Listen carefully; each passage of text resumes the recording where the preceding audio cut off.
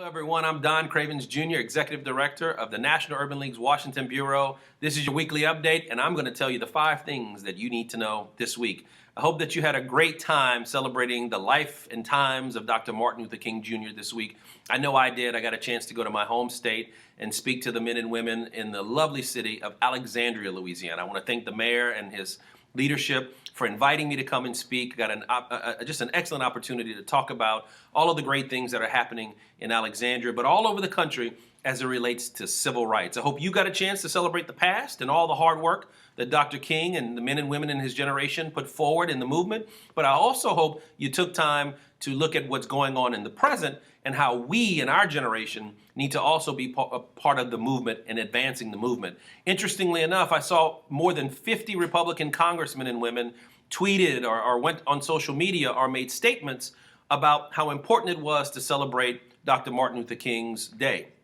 I only say to those men and women, if you really believe that it's that important to celebrate the day, and it absolutely is, then you should also join us at the National Urban League in restoring the Voting Rights Act of 1965, because as you know, that was a hallmark piece of legislation that Dr. King fought so tirelessly to get passed. And so I ask those members of Congress to join us.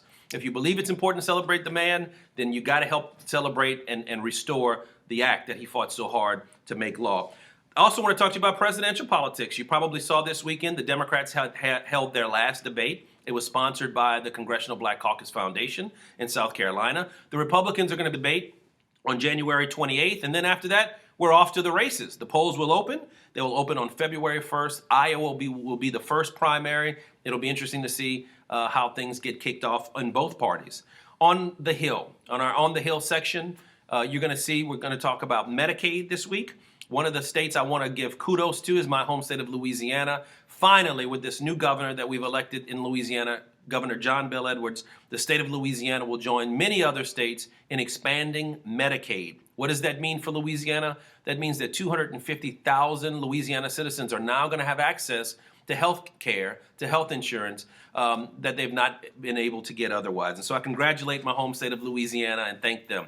In our affiliate highlight, we highlight 3 affiliates who are just doing a great job of working with the Department of Education as it continues to implement the Every Student Succeeds Act. And so I want to say thank you and give special shout out to Los Angeles, Philadelphia, and Houston, and ask them to continue the good work in making sure that as we implement this important piece of education legislation, that we do it in the right way. And I know if we keep working with those 3 affiliates, it will get done correctly. Also want to say something about our young professional movement, just a dynamic part of the Urban League movement. This week is Join Week. So if you're interested in becoming a part of the young professionals, please sign up today. Last but not least, folks, we're starting to get into tax season. If you want to learn more about how you can use your tax savings to increase your retirement savings, look at our section on the My RA program. It's a treasury program. My RA. We've got a section on that in this week's update. Well, that's your 5 things you need to know. I'm Don Cravins, Jr. Thanks for what you do in and for the movement. I'll see you next week.